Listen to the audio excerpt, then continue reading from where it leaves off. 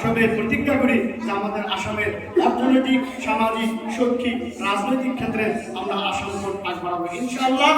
দুটি কোণ আগ বাড়াবো ইনশাআল্লাহ।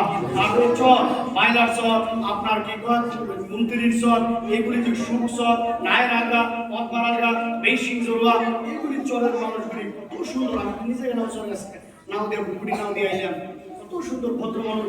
সকাল ঘুমে ফজর আগে উঠে দুধের নিয়ে আসে, করে নিয়ে আসে, পাগলকে মাত্র মরিচের বস্তা নিয়ে বেচাকিনি করে।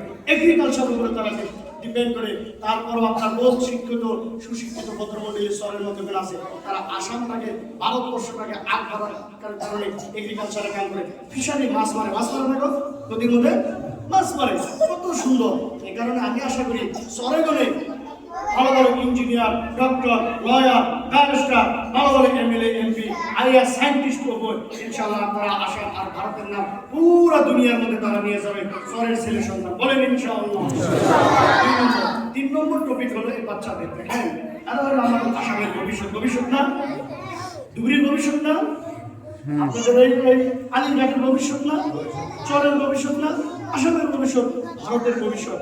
এদের মাথার মধ্যে কোনোদিন যাতে ভাইরাস না ঢুকে, তারা তাদের ঢুকাইতে হবে, দেশের মহব্বত তাদের ভিতরে ঢুকাইতে হবে। দেখেন, আমি লন্ডন, স্পেন, পর্তুগাল এগুলি চাইতে পারি, তাও কিন্তু আসাম ভারতের বলি না। এনি টাইম গলায় গামছা থাকে না আমার থাকে।